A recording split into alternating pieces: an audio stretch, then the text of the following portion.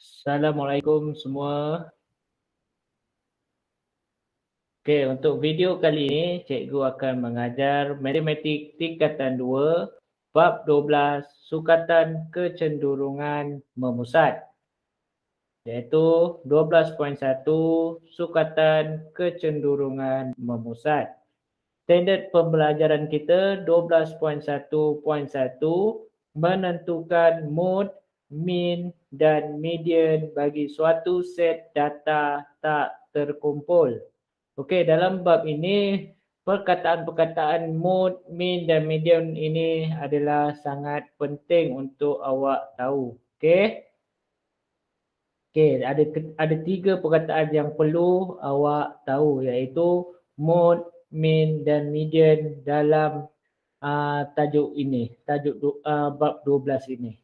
Okey, apakah sukatan kecenderungan memusat? Sukatan kecenderungan memusat ialah suatu sukatan yang menunjukkan kedudukan suatu kumpulan data dan memerihalkan maklumat keseluruhan data itu dengan hanya satu nilai sahaja. Okey, dekat sini awak dapat lihat ada mode, median dan mean. Okey, dalam sukatan kecenderungan memusat ni dia pecah kepada 3, iaitu mode, median dan mean. Dan apakah dalam mode, median dan mean ni? Dia ada set data, di antaranya ada 2, iaitu data tak terkumpul dan juga data terkumpul. Okey, dalam data tak terkumpul kita ada penyenaraian. Okey, penyenaraian ni ada dia seperti inilah, nombor-nombor yang diberi, angka-angka yang diberi seperti ini. Okey, dan juga jadual kekerapan. Okey, jadual kekerapan seperti inilah, grade kekerapan A ada 3, B ada 5, C ada 7. Ini adalah contoh jadual kekerapan. Okey, kalau data tak terkumpul, dia hanya ada jadual kekerapan mengikut kelas, iaitu markah 50 hingga 59. Contoh, 50 hingga 59 kekerapan dia ada 5, 60 hingga 69 kekerapan dia ada 3, 70 hingga 79 kekerapan dia ada 10 lah. Ini adalah data terkumpul. Alright. Jadi apakah mode? Mode bagi suatu set data ialah nilai yang paling tinggi kekerapannya. Okey, dekat sini cikgu highlight dekat nilai yang paling tinggi kekerapannya. Okey, contoh soalannya, tentukan mode setiap data berikut. Okey, dekat sini awak hanya perlu buat kira berapa banyak kekerapan yang dia ada dalam angka ni lah. Kita lihat di sini macam mana kita nak buat. Okey, 6. Kita cari 6 lagi. 6 tak ada. 6 ada 1 saja. Kekerapan dia ada 1. Okey, 7. Okey. Kita lihat 7, 1, 2, 3. Jadi jumlah kekerapan 7 adalah 3. Okey, kita lihat 3. Okey. Kita tengok 3 ada 1, 2. Jadi 3 ni ada 2 sahaja. Okey, dan yang seterusnya jika awak dapat lihat semuanya 1 saja. 5 ada 1. Okey, 8 ada 1. 10 ada 1. Okey. Jadi dekat sini awak dapat paling tinggi nilai kekerapannya sudah tentulah 7 yang mempunyai 3 kekerapan dekat situ. Jadi bila soalan itu tanya tentukan mode, okey, bila dia tanya mode saja dia punya nilai yang paling tinggi kekerapannya iaitu 7. Jadi kita boleh buat mode sama dengan 7. Okey, kita beralih kepada soalan B di sini. Okey, kita dapat lihat van ada 1, van ada 2. Okey, di sini van ada 2 kekerapan dia. Okey, kita lihat yang bas pula. Di sini bas ada 1, bas ada 2. Jadi ada 2 dia punya kekerapan dia. Dan kita dapat lihat motosikal dan kapal hanya 1 saja. Jadi di sini kita dapat lihat ada 2 jawapan. iaitu van dan bas. Dan van dan bas ni adalah jumlah paling tinggi lah nilai kekerapan dia. Ada dua. Jadi awak mestilah ada dua jawapan, iaitu mode sama dengan van dan bas. Okey? Boleh faham semua? Alright. Untuk C, kita dapat lihat di sini K, L, P, H, M, Y, A. Dan kita dapat lihat di sini semuanya ada mempunyai satu kekerapan sahaja, iaitu dia mewakili satu sahaja di sini. K tak ada geng, K tak ada kawan, L tak ada kawan, P tak ada kawan. Dan semuanya hanyalah satu sahaja. Okey, bila ada satu saja, dia punya mode mestilah jawapan dia tiada mode. Okey, tiada mode. Minta maaf, sini tak boleh tulis. Okey, jadi jawapan dia adalah tiada mode. Okey, kita lihat dekat sini, suatu set data dikatakan tidak mempunyai mode apabila semua nilai mempunyai kekerapan yang sama. Apabila kekerapan ini adalah sama, okey, kita boleh tulis tiada mode. Okey, kalau soalan tu kalau K tu ada dua juga, L ada dua, P ada dua, H ada dua, M ada dua, Y ada dua, A pun ada dua. Jadi awak boleh tulis juga tiada mode kerana kekerapan dia yang sama. Okey, boleh faham? Okey, kita beralih kepada median. Nilai median tu apa? Ialah nilai purata dua nilai yang berada di tengah-tengah suatu set data yang disusun mengikut tertib menaik atau menurun. Okey, dekat sini awak boleh mengikut tertib menaik ataupun menurun. Okey, bagi data ganjil, nilai yang berada di tengah-tengah. Ganjil tu berapa? 1, 3, 5, 7, 9. Yang ganjil lah. Okey, bagi data genap, nilai purata bagi nombor yang berada di tengah-tengah. Okey. Kalau nombor tu genap, iaitu 2, 4, 6, 8, 10, kita kena ambil dua nombor yang berada di tengah-tengah. Okey.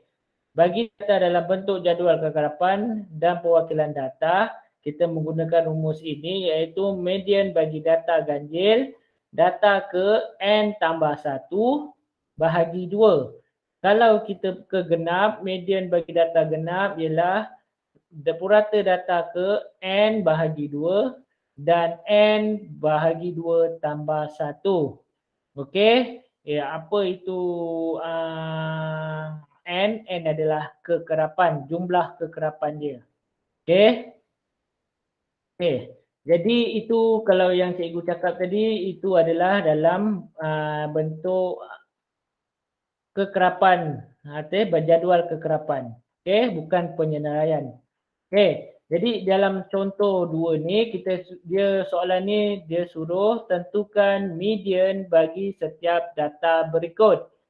Jadi dekat sini dia cakap macam yang cikgu bagi tahu tadi, kita kena ikut tertib menaik ataupun tertib menurun.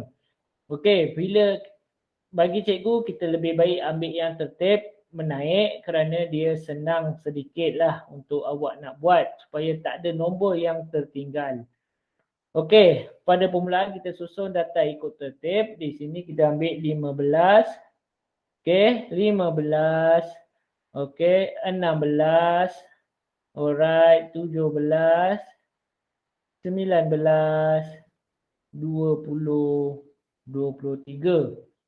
Jadi kita kira jumlah kekerapan dia ada berapa? 1, 2, 3, 4, 5, 6, 7. Bila ada 7, dia adalah ganjil. Bila ganjil, kita hanya ambil yang tengah-tengah sahaja.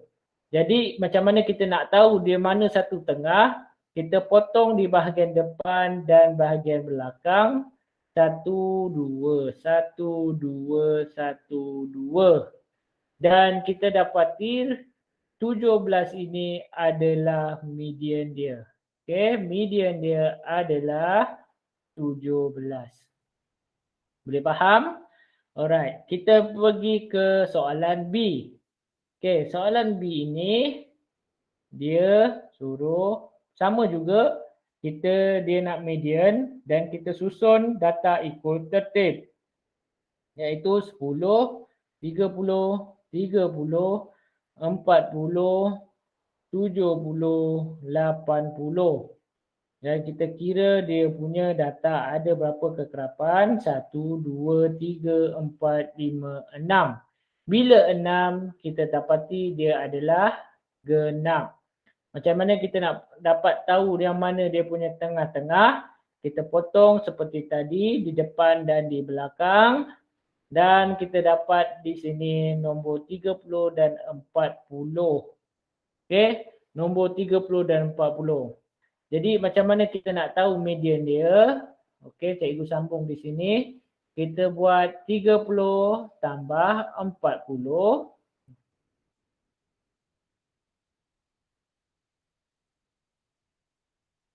Bahagi dengan 2. Okey, kita dapati median dia 70, 30 tambah 40, 70. Bahagi 2, 35. Dia punya median untuk soalan B. Okey, boleh?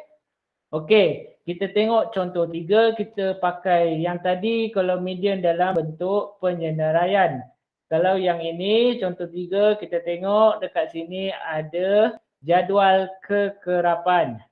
Jadi bila ada jadual kekerapan di sini, awak perlu baca dulu. Jadual kekerapan di bawah menunjukkan bilangan novel yang dibaca oleh 25 orang murid dalam seminggu. Tentukan median bagi bilangan novel dibaca oleh murid dalam seminggu. Okey, jadi dekat sini kita perlulah dia nak tentukan median bagi bilangan novel yang dibaca oleh murid dalam seminggu. Jadi kita kira dulu kekerapan dia. Kekerapan dia 4 tambah 7 tambah 6 tambah 8. Kita dapati 25 kekerapan. Jadi dekat sini kita dapat lihat 1, 4. Okey, 1, 4. Jadi dia punya kedudukan data. Kedudukan data dia adalah 1 hingga 4. Okey, 1 hingga 4. Jadi awak kira balik 4 ni kita jumlahkan dia di 7 kali. 4, 5, 6, 7, 8, 9, 10. Okey. Okey, 4, 5, 6, 7, 8, 9, 10. Sorry, minta maaf. Kita mula daripada 5. 5, 6, 7, 8, 9, 10, 11. Jadi dekat sini kita akan dapat 5 hingga 11.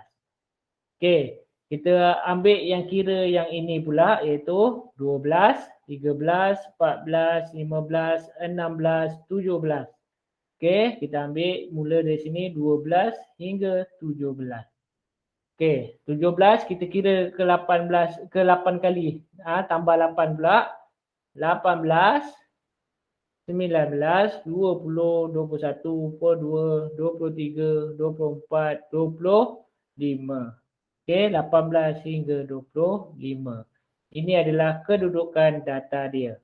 Dan kita dapat tahu kekerapan dia adalah 25. Okey, bila kita cakap 25, dia adalah ganjil ataupun genap. Dia adalah ganjil. Jadi bila ganjil, kita gunakan median data ganjil iaitu N. Okey, N tambah dengan 1 bahagi dengan 2. Dan N tu apa? N tu adalah 25 ini iaitu kekerapan dia. Okey, kekerapan dia 25 tambah dengan 1 bahagi dengan 2. Awak akan dapat 25 tambah 1, 26 bahagi 2, 13. Okey. Kita dapat 13 dekat sini untuk median bagi data ganjil dia. Dan kita yang manakah tergolong dalam 13 ini? Okey, kita dapat tahu dekat 13 ini iaitu kedudukan data dia 12 hingga 17 di sini. Dalam kotak ini. Okey, dalam kotak ini. Jadi dalam soalan ini, tentukan median bagi bilangan novel dibaca dalam seminggu. Jadi median dia adalah bilangan novel. Okey, yang ini. Bilangan novel. Berapa bilangan novel dia? Adalah 3. Okey, median adalah 3 buah novel. Okey, boleh faham?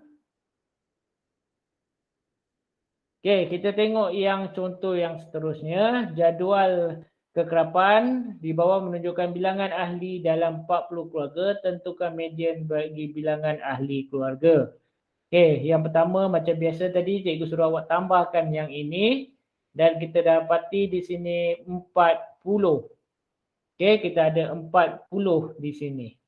Okey, bila kita awak tengok dekat sini, awak akan dapat kedudukan data dia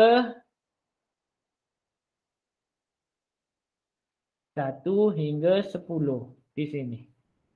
Okey, jadi awak kira yang ini bermula daripada 11. Awak kira tambahkan sehingga 14 dan di sini awak akan dapat 24. Dan kita mulakan dari sini 25 hingga kira dengan 9, 25, 26, 27, 28, 29, 30, 31, 32, 33. Okey. Jadi sini mula 34. Kira tambah dengan 7. 34, 35, 36, 37, 38, 39, 40. Okey. Kita ada 40 di sini. Jadi kita dapat tahu 40 adalah median bagi data genap. Jadi bila genap kita perlu menggunakan rumus yang ini iaitu N bahagi 2 dan N bahagi 2 tambah 1. Jadi kita masukkan N tu 40 bahagi 2 dan 40 bahagi 2 tambah 1. Awak akan dapat apa dekat situ? Awak akan dapat 20. Minta maaf, cikgu tambah sini. 20 dan 21. Okey, 20 dan 21. Kat sini awak dapat 20, sini awak dapat 21. Sorry. Okey, 20 dan 21. Jadi dekat manakah kedudukan 20 dan 21? Okey, kita dapat 20 dan 21 berada di sini. Dalam kotak ini. Okey, dalam kotak ini. Jadi kat dalam ini kita ambil yang ini, bilangan ahli. Dia nak bilangan ahli di sebelah sini. Okey. Dia nak bilangan ahli sebelah sini. Kita ambil 4 tambah 4. Kenapa ambil 2? Sebab dia genap. Genap kena 2. 4 tambah 4 bahagi 2. Dan dia punya median adalah 4 tambah 4, 8. 8 bagi 2, 4. Untuk soalan ini. Dia adalah 4. Boleh faham? Jadi awak dalam jadual kekerapan untuk penyenaraian cikgu rasa tak ada masalah di situ. Cuma kalau dalam bentuk jadual kekerapan awak perlu kira semua ini dulu. Jumlahkan dia supaya awak tidak keliru dan awak isi dia punya kedudukan data 1 hingga 4, lepas tu sambung 5 hingga 11. Kira yang mengikut nombor yang di atas ini, tambahkan di atas ini. Dan kita teruskan. Gunakan jari saja pun boleh. Tak ada masalah.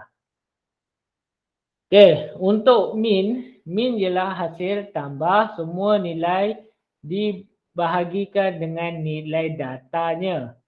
Okey. Bagi data yang ditulis secara penyenaraian. Okey. Yang ini adalah rumus dia. Okey. Rumus dia. Okey. Untuk rumus dia.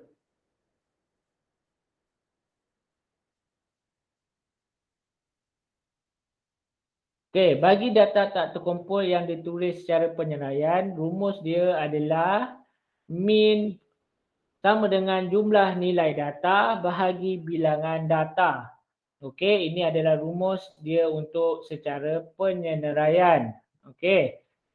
Bagi data tak terkumpul yang ditulis dalam jadual kekerapan ialah min bahagi dengan hasil tambah data darab kekerapan, okey, bahagi dengan jumlah kekerapan. Ini adalah rumus kalau dalam bentuk jadual kekerapan. Okey, kita tengok contoh dia. Ini dalam bentuk apa? Dalam bentuk penyenaraian. Okey. Jadi dalam bentuk penyenaraian, awak perlulah buat dia punya min sama dengan hasil tambah data bahagi dengan bilangan data. Okey, jadi di sini awak perlu tulis 5 tambah 5 tambah 5 tambah 9 tambah 10 tambah 11 tambah 11. Okey, dan bahagi dengan berapa yang ada? 1, 2, 3, bilangan data dia 4, 5, 6, 7. Bahagi dengan 7. Okey, jadi bila kita dah tambah yang sebelah atas, kita akan dapat 56 bahagi dengan 7 dan dia punya min adalah 8. Okey, 8. Sangat mudah yang di sini. Begitu juga yang di bawah ini kita buat soalan B 20 tambah 50 tambah 70 tambah 50 tambah 60 tambah 100 tambah 20 tambah 90 dan bahagikan dia dengan 1, 2, 3, 4, 5, 6, 7, 8. 8. Dan kita dapat lihat di situ berapa yang kita dapat iaitu 360. 360, 460. Pakai kalkulator 460 bahagi dengan 8 dan kita dapat 57.5 untuk soalan B ini. Okey, sangat senang untuk bahagian min ni juga. Cuma awak jangan tertinggal nombor dia. Okey, kira yang dia ni ada berapa nombor? 1, 2, 3, 4, 5, 6, 7, 8. Yang 8 ni kita letak yang bawah. Boleh? Okey. Di sini cikgu tunjukkan bagaimana awak buat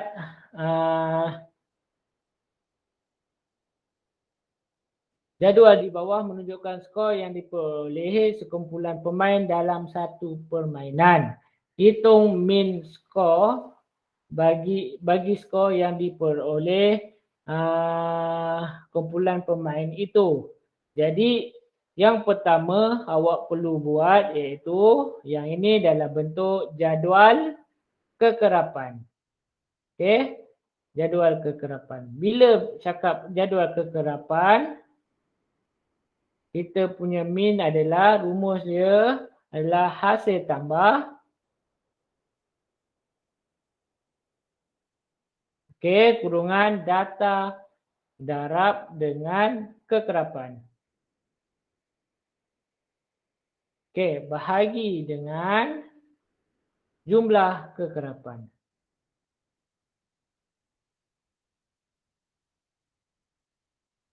Okey, dekat sini hasil tambah data darab kekerapan adalah awak hanya dah perlu darab 5 darab atas darab bawah. Okey, iaitu 5 darab 8. Okey, 10 darab 5 kurungan tambah 15 darab 12. Okey, tambah 20 darab 5. Okey, bahagi dengan jumlah kekerapan dia berapa? 8 tambah 15. Kita yang bilang yang ni kekerapan dia. Tambah 12 tambah 5. Okey, dan kita dapati di sini cikgu sambung di sini. Okey, bila awak darab semua ini di atas, awak akan dapat 470 bahagi dengan berapa yang awak tambah ni, awak akan dapat 40. Okey, 470 bahagi dengan 40, awak akan dapat 11.75 untuk min dia. Boleh faham semua? Jadi di sini awak dapat belajar tiga benda yang paling basic asas untuk bab 12 ini, iaitu sukatan kecenderungan memusat, iaitu mood. Apa itu mood? Iaitu nilai yang paling tinggi kekerapannya. Dan yang kedua, awak dapat tahu median. Awak faham apa maksud medium, iaitu nilai purata dua nilai yang berada di tengah-tengah satu set yang disusun mengikut tertib menaik ataupun menurun. Jadi dekat sini dia ada, median ni ada bagi data ganjil dan juga bagi data genap. Jadi ganjil dia punya rumus lain dan juga genap dia punya rumus pun lain. Okey. Dan yang terakhir ialah min. Min ialah hasil tambah semua nilai dibahagikan dengan bilangan datanya. Jadi dalam min ni ada juga dua rumus, pecah kepada dua rumus, iaitu dalam penyenaraian awak hanya perlu jumlah nilai data bahagi bilangan data dan juga jadual kekerapan hasil tambah data darab dengan kekerapan bahagi dengan jumlah kekerapan. Jadi semua contoh yang cikgu beri ni awak dah tahu macam mana nak buat. Jadi cikgu nak awak cuba soalan-soalan yang lain dan seterusnya cikgu akan ajar yang subtopik seterusnya. Terima kasih kelas. Assalamualaikum.